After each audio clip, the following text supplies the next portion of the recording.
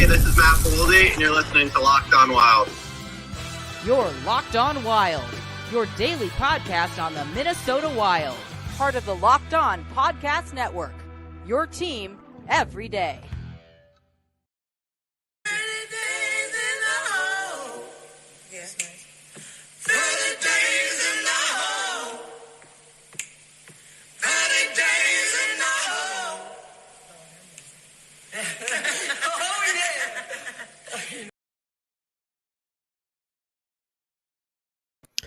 All right, welcome in everybody to another live episode here of Locked On Wilds. Got Seth and Denny hanging out here on a Monday night. Hope you're having a good start to your week. We'll talk about how the Minnesota Wild have started off their season, amongst other things. But Denny, the chair is all yours. Well, welcome to What the Hell Are You Smoking? Today's show is going to include my review of the three games, where I think we're at, referee accountability, our first line, Flower, the three goalie rotation, and whatever questions you may have. And I'll start it out right now with the contract. In 21, when Guerin bought out Parisi and Suter, that was the start of the 5-year plan. And that was in 21. What has happened?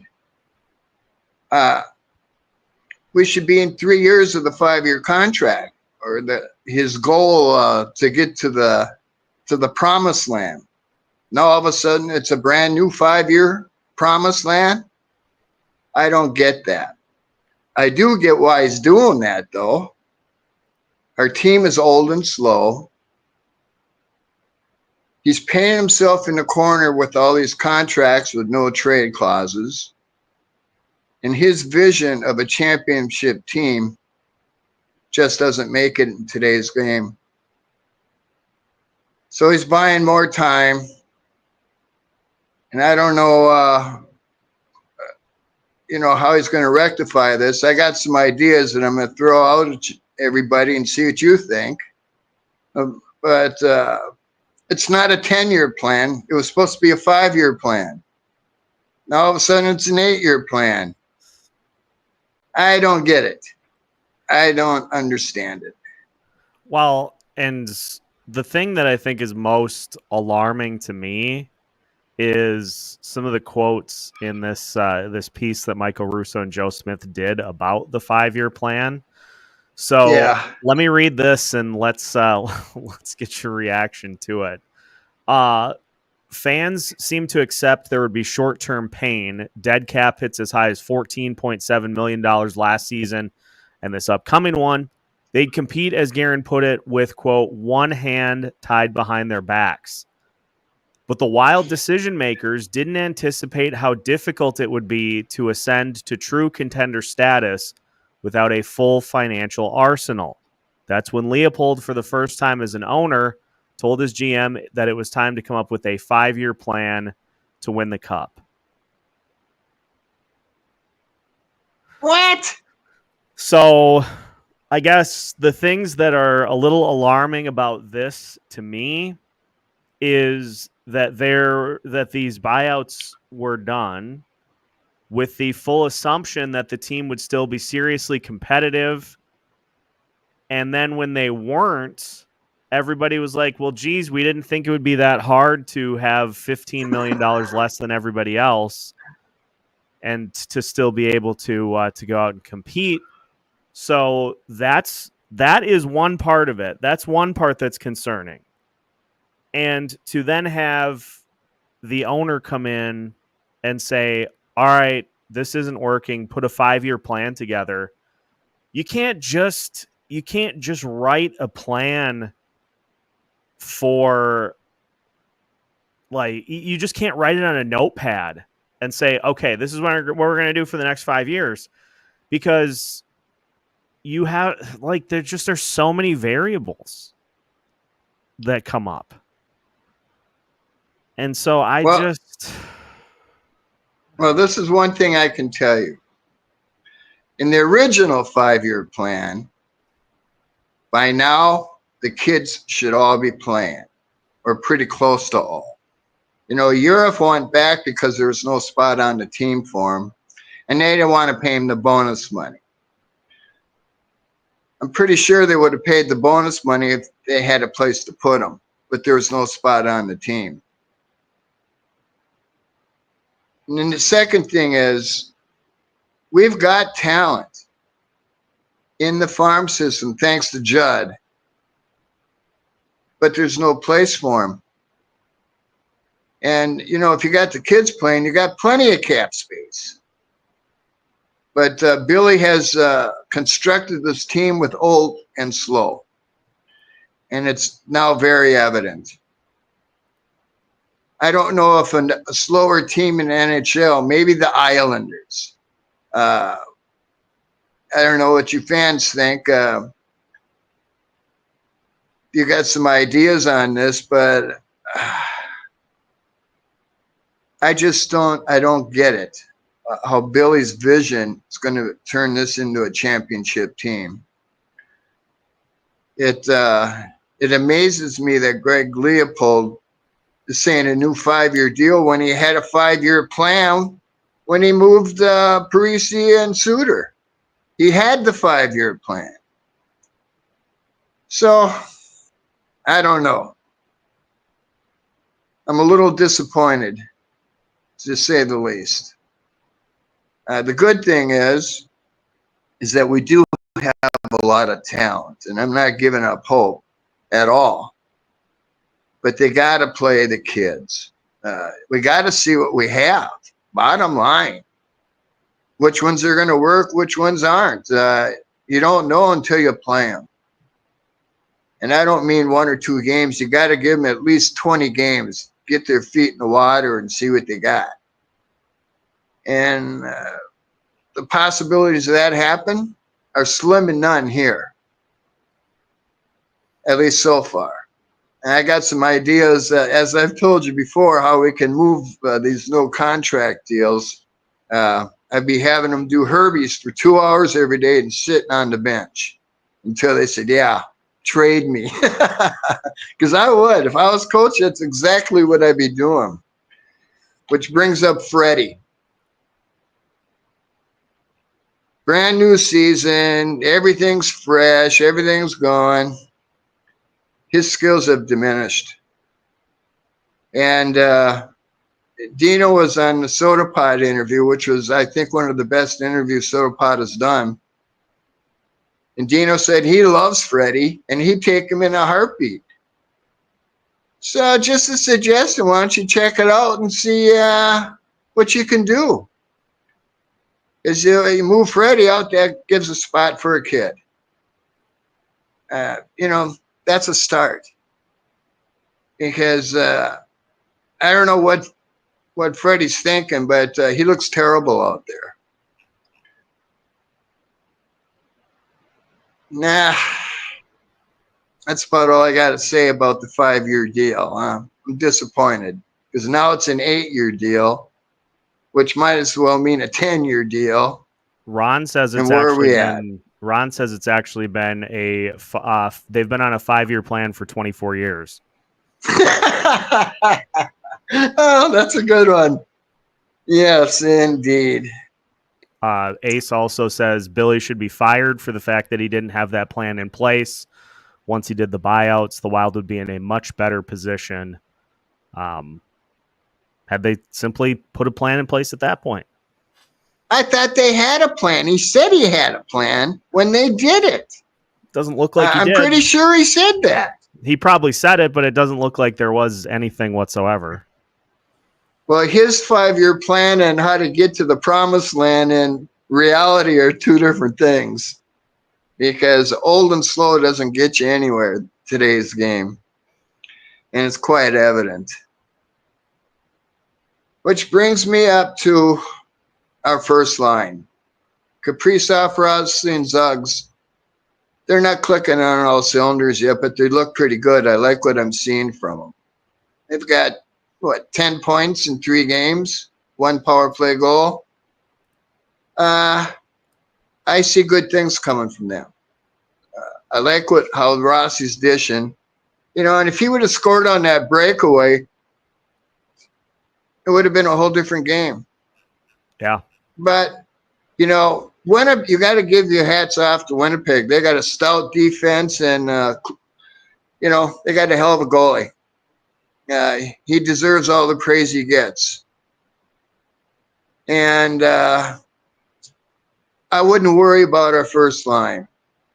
Eck, on the other hand, you see a noticeable difference when Eck isn't out on the second line.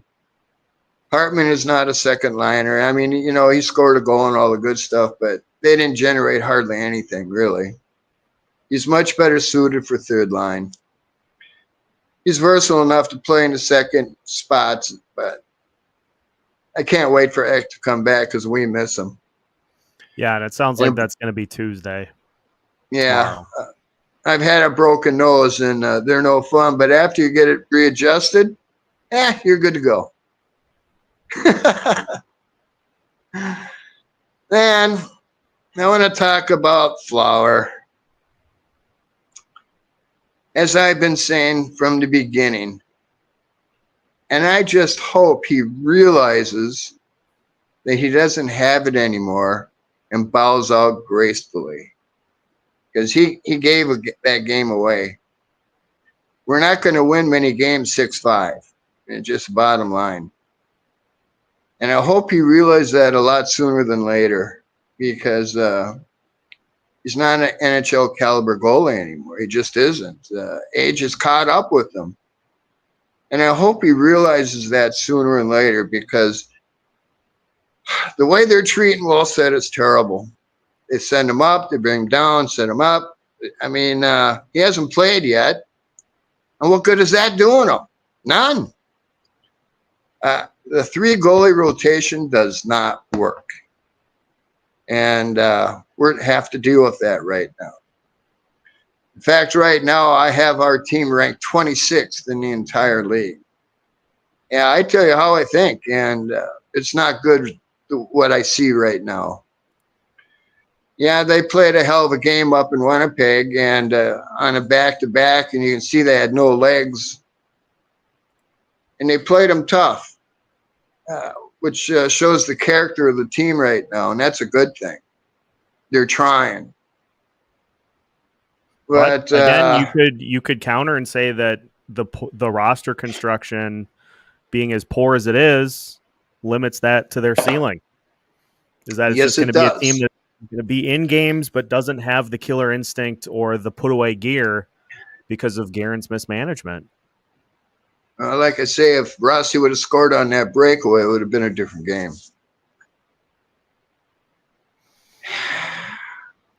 I just I don't see Billy's vision and how this is going to make us any better. Kirill has no interest in your plan, Trav says. Oh, which brings me up to this. Tracy Moon has the best comment I have ever read in my life. I'm going to read it to you guys and girls right now. And this is how we make Kaprizov happy. You can make Kaprizov happy by not needing Kaprizov. What well said. I mean, I can't believe how well that's said. When you think about it, if we don't need him, that means we're really damn good. So he's going to want to be here. My hat's off to you, Tracy. You get a shout out for this. In fact, I'm going to have a deal made up, and it's going up on the wall. That's how much I think of this. Now I want to talk about the referees. Every year, it's the same bullshit. They have no accountability. They just call it, I don't understand how they call games. You know, when he broke his nose and there was not even a penalty, how can that happen? I don't get it. That should have been a 5-minute major, period. It doesn't matter if it was a stick, an elbow's an elbow. You break someone's nose, you know, you got to pay for that. And to not even get a penalty? And the only way this is going to change is if the players themselves go to the bargaining table and get it fixed. Because the owners don't care because they've never changed it. The NHL referees are the only ones in the whole. I mean, look at the NFL after a game. If they screw up, they got to talk about it after the game. And they have accountability. So they try to keep it, you know, within reason of calling a pretty decent game. I mean, you look at college refs in the Big Ten. They play. I would take any ref from the Big Ten and have them in the NHL than the NHL refs right now. It's ridiculous how they call the games or don't call the games. They need accountability. Whether it's taking money out of their pocket for missing or whatever, I mean, they got to come up with something because it's ridiculous how games are called. And this has been going on for a long time. And every team has the same issue with the refs. So I'm sure that the players can come up with some kind of deal and get it on so they can negotiate it into the terms because it's ridiculous, the NHL refs and how they referee the games today. And it's getting worse. It's not getting better. Yeah, because there was, just off the top of my head, so there's the Brodin trip, which the official after the game told Brodin that he was sorry that he made the wrong call because he was looking at the wrong stick. Yakov Trenin got called for a trip against the Jets, and he barely made contact with the guy that got tripped. Then there was the too many men against the Jets in which the officials all huddled and were like, you know what? One of those players was going to be going back to the bench eventually. So we don't need to call a penalty here either. Yeah, I know. It's a joke. Yeah, I don't know how you fix it, but there's got to be something they can do. Well, in other sports, they have a pool reporter where you get there's a reporter after games that can ask the officials questions, and they have to answer for any sort of questionable calls that they make. So that might be one way, but at the end of the day, it seems like it's going in the wrong direction as opposed to, getting better. I don't ever remember, even going back like 10 years, I don't ever remember the officiating being this bad. Oh, I know. Well, I can remember one series. There's an impact every game, it seems like. Yeah. When we were playing Colorado, they called like 50 penalties on us, and it was just a joke. In fact, I think 2 of the referees or the linesmen got canned after the series because of it, because it was so blatant. But that was a long time ago. But it was just terrible. They were calling penalties out of air just to try to get Colorado to win. I don't know how many of you remember that series, but we did win. And, things went on, but if you hit them in the pocketbook, I bet they play a ref a whole lot better. Well, and here's a good one from Hoptics. Refs should be graded after every game and get promoted or demoted based on your ability to get calls correctly. Like they do this in They do this in high school football, I know, where they have somebody up in the booth that is watching the officiating crew. At least here in Minnesota, they have somebody watching the crew, and then that person grades them based off of how they called the game. Like, Man, the NFL also has a grading system. That's the best ones go to the Super Bowl, maybe into the playoffs.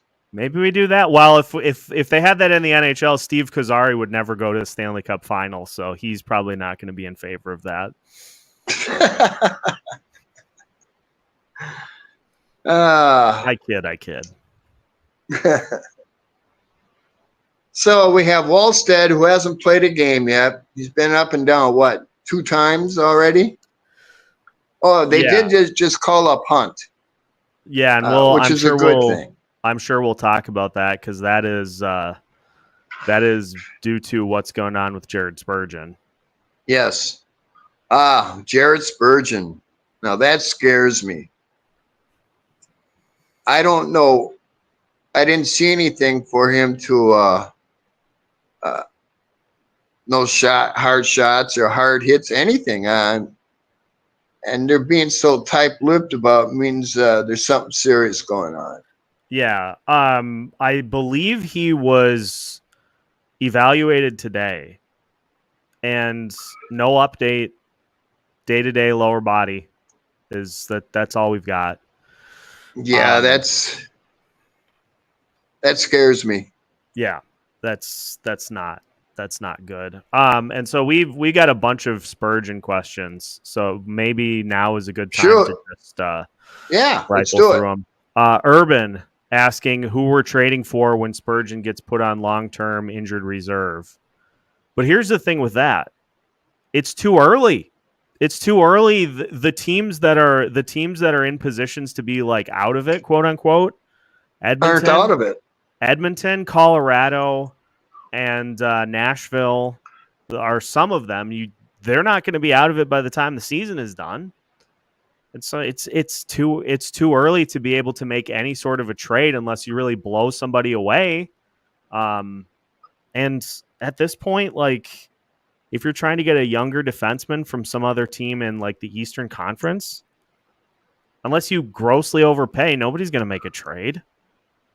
No, not now. The only thing you can do is scour the AHL, have your scouts look at what's out there, and find a diamond in the rough, which is quite possible. It happens all the time. But there's no big name defenseman out there that we can get without having, as says, overpay. And I'm not in favor of that. I'd much rather bring up the kids. Hunt's here, let them play. Bring up Lambos. I mean, we got to see what we have. Because our team is not going anywhere the way it is right now.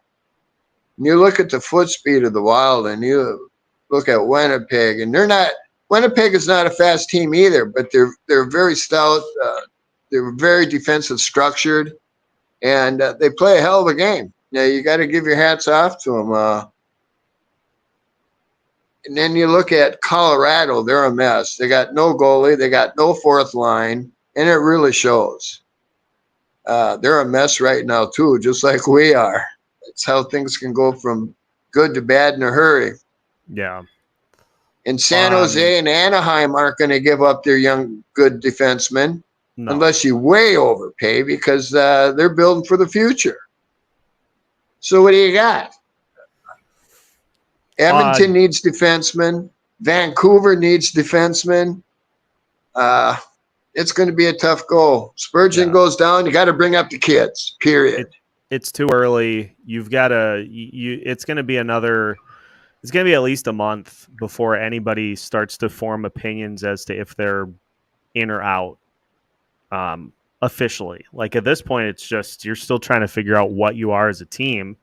Well, all the other non-Minnesota Wild teams are trying to figure out what they are. It's pretty evident that the Wild are just the same thing that they've been the last 5 years. Jake is wondering if this is the end for Jared Spurgeon. It might very well could be. It might be a little. I mean, I'm gonna counter with Hoptics has a really good take on this. He says, I get the vibe that Spurgeon has maybe re-aggravated something, needs to be looked at by a doctor, which they wouldn't say if it was just a bruise from a blocked shot. Does not like the vagueness of how the Wild have talked about it. And that's what scares me. Yeah, that's the key thing there, is that they just are so hush-hush about it. And just there just is no update other than day to day. We had day to day for like 6 different players last year, and none of them came back at any point. It's a good point. Yeah, I'm worried about Spurge.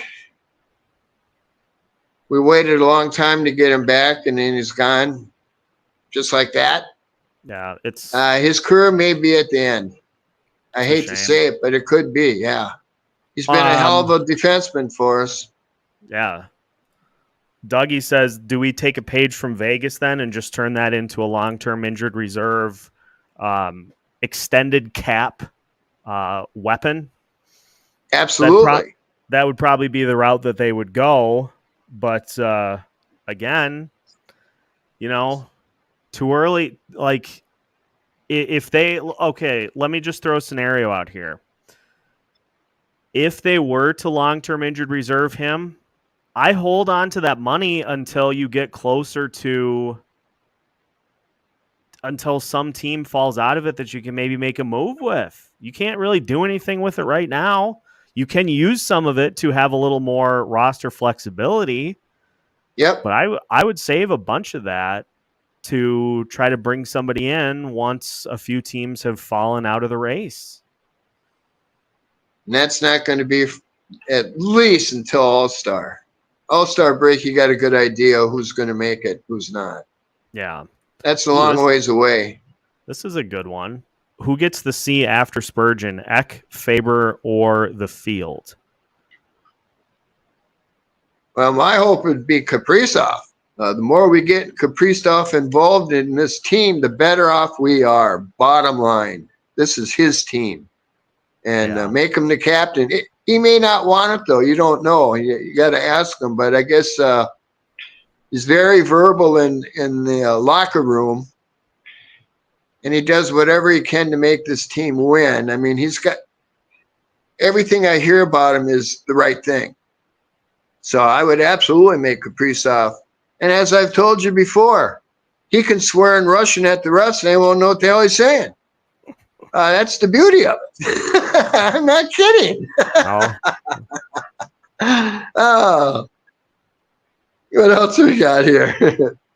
Ace wants to know what the feeling is with Craig Leopold and Bill Guerin. They both seem out of touch. Fans are not happy with the direction of this team. You got that right. I don't know what the hell Leopold is thinking. Another 5-year plan. They have a 5-year plan in place already. Bill Guerin is painting himself in the corner with all these dead weight contracts. It was his decision. It was his contracts. He's got to live with it. And like I have been saying for a very long time, it's time for him to move over and let Judd take over. Ace wondering, does the 5-year plan affect letting prospects develop? Do we trade prospects for a guy like Brock Besser or others? Don't see the Wild tanking for high picks. Well, they're not going to, for one, because Craig Leopold has said that a rebuild is never going to happen on his watch. So there's not going to be any sort of I think the phrase that would be used most commonly would be retool, not rebuild. But there will never be a rebuild as long as Craig Leopold is the owner. Well, I'm not sure how much hockey sense Craig Leopold has. To say that the new 5-year deal or the 5-year vision of the team, what happened to the old 5-year vision? Why is there a new one? I don't get it. Craig, he wants to win as bad as anybody. He spends the money, no question about it. Yeah. his choices or management are telling. Which is why I will disagree with this take by Urban that the Wild ownership situation is starting to look like an ownership situation like the Twins. Oh, We're not really? we're not at Polad territory because, like Denny said, spending the money has never been an issue for Craig Leopold. Like the Wild have always spent, and to be fair, there is a salary cap in the NHL, so you have to spend at least up to a certain amount, but spending the money, giving out the big contracts, that has never been an issue with Craig Leopold. Aaron Gleeman had a thought on the Twins ownership, the Polad situation that I thought was brilliant. He said, the Polads could have been rich and loved as owners. They chose to be slightly more rich and despised by the way they managed the team. Oh, absolutely. I thought that was pretty good. some stories. I got some stories about the Twins if you want to hear them.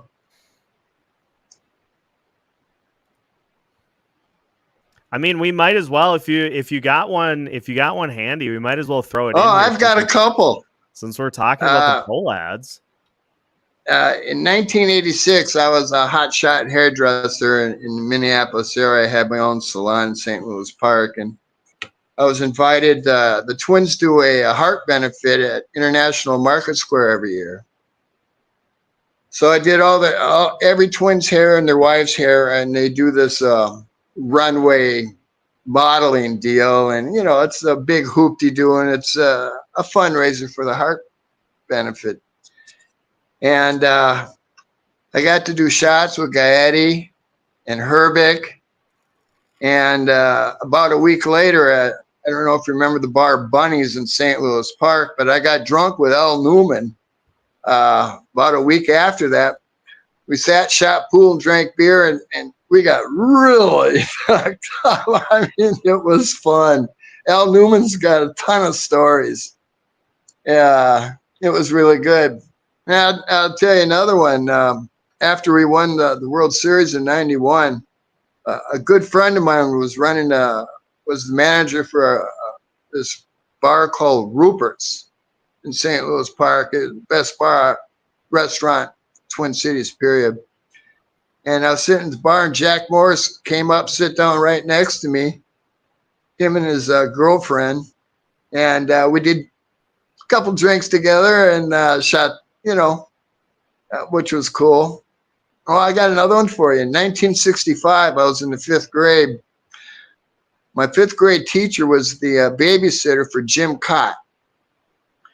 And one day he walked in, and here we are, stereo 5th graders. And here comes Jim Cott, and he spent an hour with us talking about baseball.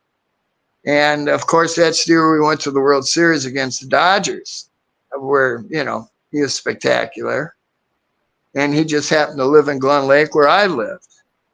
So that was really cool. I didn't realize just how big a deal it would be later on in my life. But yeah, Jim Cott, 5th grade. That was pretty cool. What else have I got? I got some stories I can't really say on air. Well, let's save those for a rainier day. Yeah, I'll say those for off air when we're talking. This is interesting from Ace. He says, to be fair, the Wild are off to a good start, capturing 66% of the points. And as of right now, they're on pace for 108.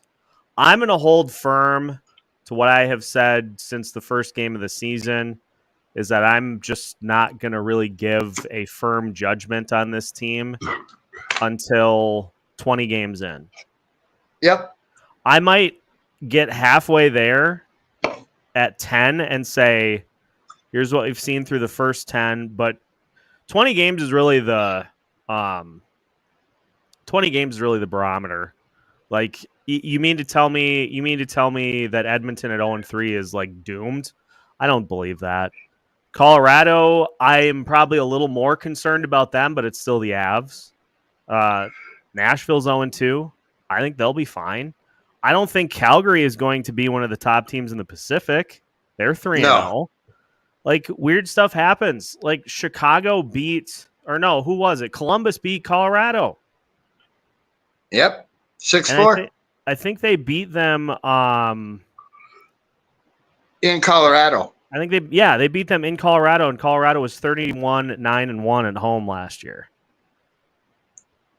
Colorado's a mess right now. They're really bad. They really are. And all I can tell you is we're not off to a hot start at all. If it wasn't for Gus Bus, we'd be in big trouble. Flower gave away that game the other night. That was 2 points in our pocket. Yeah. If Gus or Wallstead would have been playing. And Ace said he was more so playing devil's advocate. He said it's too early, but it doesn't look good. Yeah, we're not off to a fast start at all. We should have already had 2 wins. And we'll see what happens in St. Louis. With Eck coming back, we should be okay. Depending, who's the goalie tomorrow? Well, I can tell you it's not going to be Jesper because he is in Iowa right now. So I can pretty much guarantee who it's going to be unless they decide. Better be Gus. I think it's going to be Flower unless they decide to play him in Columbus. Well, if it's Flower, I don't count on us winning. Like I told you before the season started, if Flower's playing, it's a good time to bet against the Wild.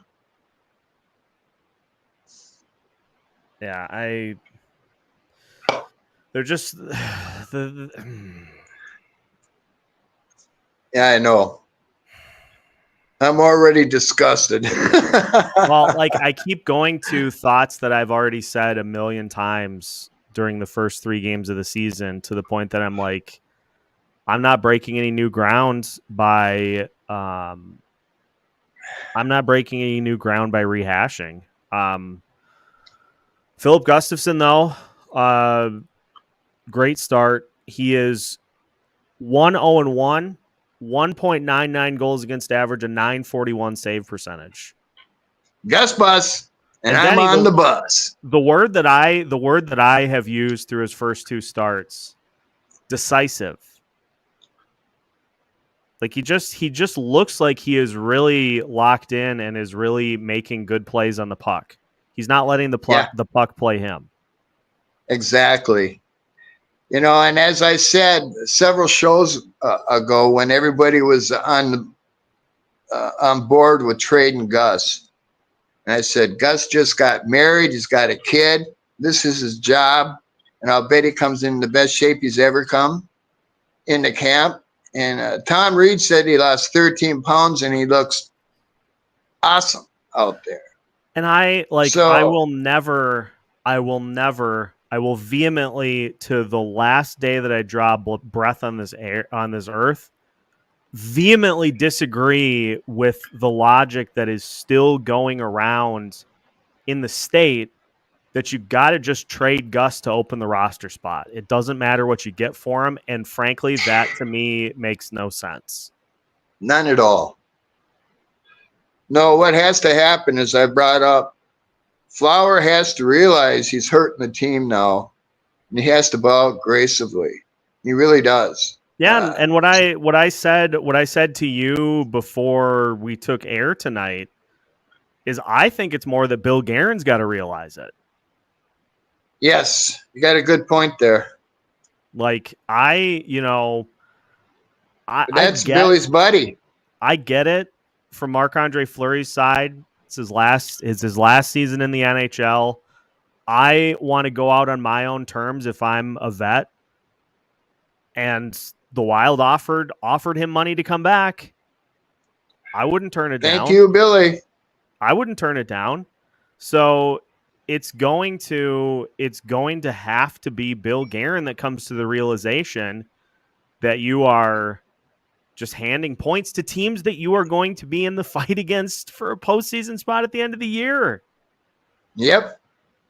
Actually, I think it has to come from Leopold himself. He has to tell Bill this is what has to be done, period. Yeah. And if Billy doesn't like it, he can step aside. And you Because don't I have know to, damn well Judd Brackett will clean this team up in a heartbeat. I got a lot of faith in Judd. Yeah, I just like could it be just one rocky start and Fleury comes back out, gets a bunch of starts, and is fine? I suppose that's a possibility, but on the other side, how many times do you see Denny in other sports? How many times do you see a quarterback hang on for too long and they just don't have it at the end? How many times There do you see go. a starting pitcher that hangs on too long and they've got nothing in the tank at the end? It's one thing. It's one thing if you're a forward that plays a year or two longer than they should, because you can hide them. You can hide them on a line with two really good players, and you can kind of limit their exposure. You can get a little more out of them. You really can't hide a goalie unless you have somebody that can come in and take 62 starts, and you give them 20. Well, you can't really hide a goalie if their skills start to deteriorate. Tom Reed said the other night on post game that they expect Flower to play a minimum of 25 games. Well, you're probably looking at 23 losses there. I don't see him winning too many games this year. And, I got him at 26 now. Well, that's going to drop down to the bottom because he's not. I have no faith in him at all. The best thing you can do is keep him as the third goalie and sit on the bench and mentor Wallstead. Well, that would be the thing. That would be the thing. Is like you just have the sit down with him and say, we got to go in a different direction. Like we got to do something here because we're trying to make the playoffs and it's not working out. And then you just have him as the third goalie. He goes through the gambit against the teams that he's played against this year, gets a nice ovation from them before the games. But I mean, like that Kraken game, every time the Wild got back above water, gave it right back. That's not all on the goalie, but at the end of the day, like I said in the postcast after that game, there's only one person that can stop the puck from going into the net. And the defense had some breakdowns, but the heat map after the game, pretty clear right in front. And so you got to make those saves. That's as simple as it can be. You got to make the saves. Well, after thinking about this for a minute, I think Leopold has to make a 5-year plan and tell Billy what to do. Because Billy's out of touch.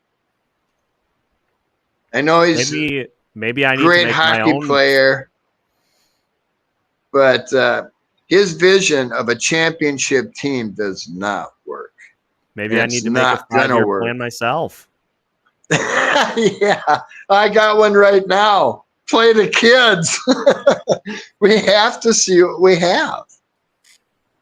Because then we got all this cap money coming up. We know where to spend it. You don't know where to spend it if you don't play your farm team. You have some cap space, but that has been eaten into a bit. Well, I'm thinking about Spurgeon. True. Yeah. We're going to have some money to play with, but they got to play the kids. Like, I really like to see Clark up here. Hunt is finally here. I hope they play him. And they got to move some of this dead weight. Bogo's so slow out there. God. And I know he looked okay against Winnipeg, but you know what? I'd much rather see a kid because, like I said before, he's big and move players and he likes to shoot the puck. That's about all he does, though. Well, and that's he's constantly getting lost in the end. I mean, you're going to like the games in which Bogosian becomes more valuable is against teams like Winnipeg that are bigger. But there aren't a lot of teams in the NHL that are like that. No, there isn't. They're all dedicated on speed and skill pretty much now. And we're going to pay the price for it. They keep up with what they got. You know, this is a good one from Ace too. Middleton hasn't been great really since Spurgeon got injured last year. He's trying to do too much. Yeah. Middleton is good for what he can do. But as soon as he tries to step up his game is where he loses it. If you look, he tries to make an extra play. You know, he tries to do more than he's capable of doing, really. And if you just settle back and play his game and not worry about trying to make the perfect pass or make the shot and just play defense, because he's not doing that. It's a good point. Bogo needs to go. Yeah, I like that one. Trav says there is no 5-year plan. Leopold has 1 year to give Kirill reasons to stay. Other than money, Kirill gets paid wherever he goes. Well, the one thing is, he's not wrong, but there are very few teams that can pay him. Unless he wants to go at another bottom feeder. Anaheim could pay him, but they're too cheap. They won't do it. Could you imagine if there was that incident where Kirill accidentally texted the group chat and said, you got to put me in a different drill because I can't I can't do this with these shit players. Could you imagine if that was all, like if he goes to Anaheim and that's the roster that is around him? He would lose his mind. Yes. The good thing is we got Europe coming over. We got Zeev coming. I mean, we got some talent. Now we just got to find out what talent we really have in the farm club. Mm-hmm. They got to play the kids. I keep saying it. I know everybody gets tired of hearing it, but we do. We have to play the kids to see what we have. So how else are we going to know? Here is my so I am actually going to do this for an episode. If we're in year 2 of a 5-year plan, here's what I would like to see by the end of year 2. I would like to see Liam Ogren and Jesper on the roster full time and get a look for Zeev once his college season is done. That's the start. I would like to see looks for Damon Hunt. I would like to see looks for other of the prospects. But I feel like if they can get a handful of guys into the lineup full time by the end of the season, that would be acceptable to me. Yeah. As of right now, the roster's full, so you got to make room for those guys. And if we assume that there's not going to be anything done until they get to about the 20 game mark, I would put that'd be how I would word year 2 of my 5-year plan is we've got these different key prospects that we need to have in the lineup full time by the time the season's done. And I'm not talking like work them in every 1 or 2 games, like full time. Yeah, you got to play them. Got to see what you got. And I would also include Wallstead in there. I'd get him up and play him every other game right now. Yeah. Because he's a special player. He's a generational talent. We're damn lucky to have him, just like with Kaprizov and Boldy. And he's going to be a hell of a goalie for us. I know a little bit about hockey. I may not know a lot, but I know a little. And I know talent when I see it. And I'm telling you, we're in good shape with Wallstead. Yeah, I don't worry. I don't worry about him as much as I don't know where the worry hits the most, but he's got the temperament to be able to handle the goaltending position if given the chance. Ace has a couple of really good questions in here that I think we Shoot. can move to next. Who in the top 4D gets traded? Brodeen, Faber, Middleton, and Spurgeon will be making $25 million combined for the next 2 seasons. It's a lot of money for a D-core. I wouldn't trade Brodeen. I wouldn't trade Faber. I'd trade Middleton. Spurgeon's probably done. I think what'll happen is you'll get Spurgeon on long-term injured reserve, which will free up some money to be able to throw $7.5 million, isn't it? Yeah, that should be enough to throw at Brock Besser in the offseason. Because you know he's their top target. Well, I know he'd like to come home and play too. I used to watch him when he played. Where was it? Burnsville, Egan. I'm trying to think. I watched a few of his games when he was in high school.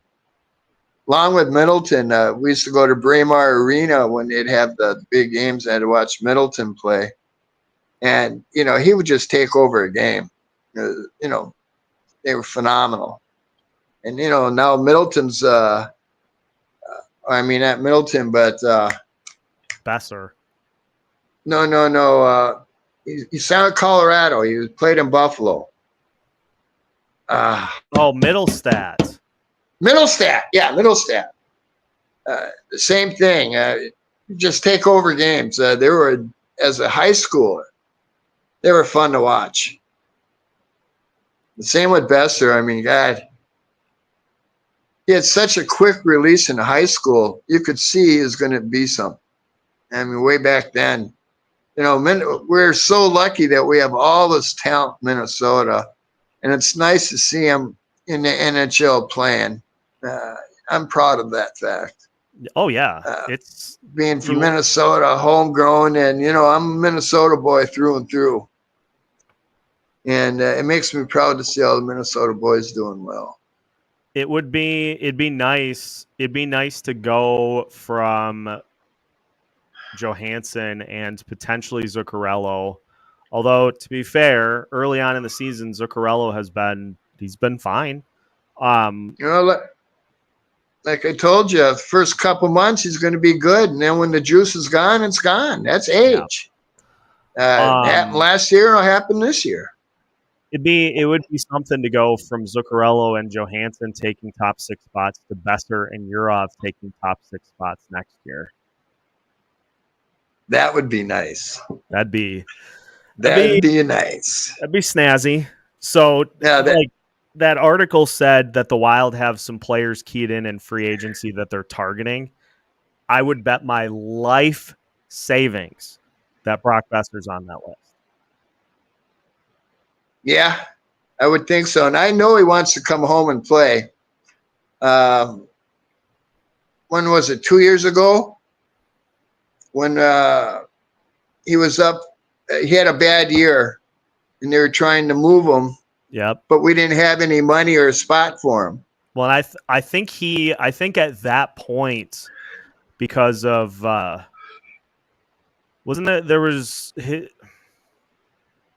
was it his dad that wasn't doing well at that point, and he didn't want to move because of all that going on? Or am I thinking of TJ Oshie? Nah, let me think about. I don't know. Because I'm pretty sure there was something other. There was some other factor that I don't think he wanted to move at that point. I think that might have been Oshie. I don't know. I'm gonna look it up. Yeah, we'll have to check that out. Well, I'm about done here, guys. As you know, I'm fighting it. I'm not feeling real good. And I'm glad I made it through the show. And for my last comment of the night, Judd's hockey show gets, "What the hell are you smoking for wanting to trade Gus Buzz? What the hell are you thinking?" I don't know where you get your hockey sense from, but You get the cake tonight.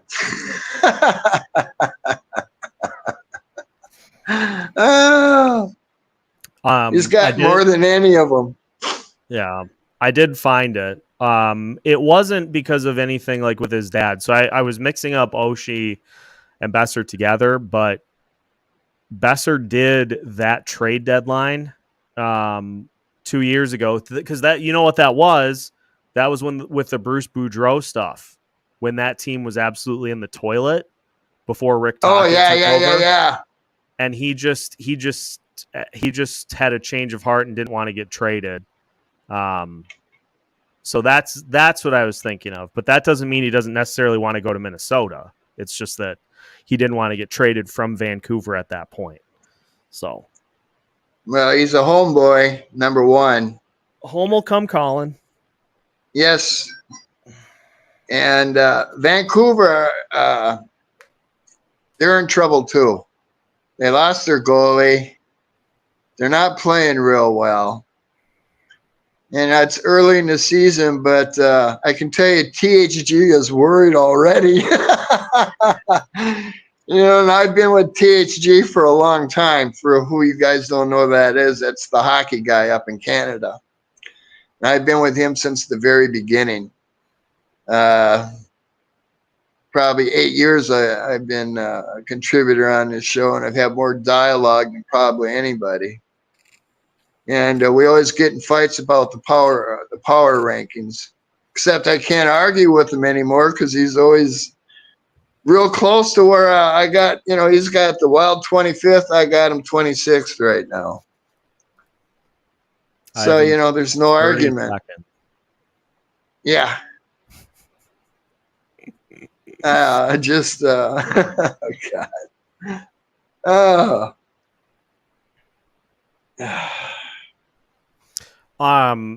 Just a couple thoughts to close, and then we'll sign off. How exactly are they gonna pay Besser with Jared Spurgeon's long-term injured reserve cap utilization?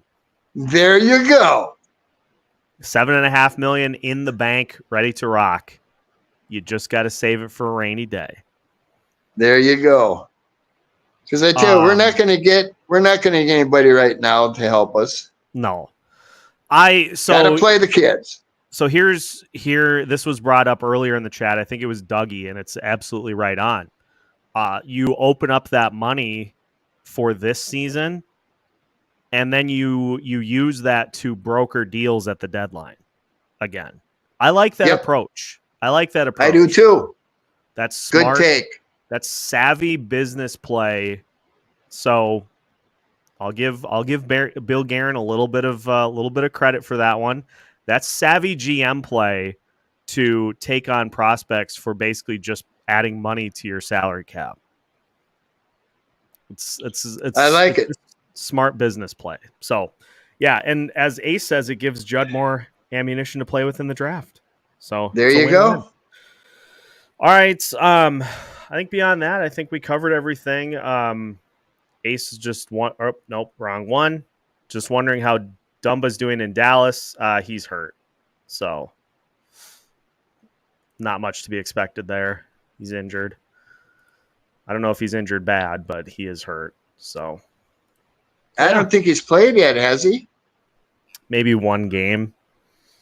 I don't think he's done much. Yeah. See if I can find it quick. Matt Dumba has played in 2 games, no points. Plays about 12 minutes a night. He has taken 2 penalties and is a +2. Literally no stats other than that.